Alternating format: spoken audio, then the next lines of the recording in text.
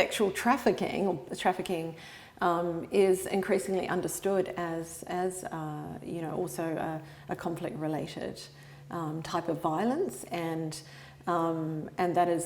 is also enabled by the state discrimination and the state, armed violence in those areas, pushing out women and creating, therefore, really precarious situation of vulnerability in which they were, often had little choice but to accept,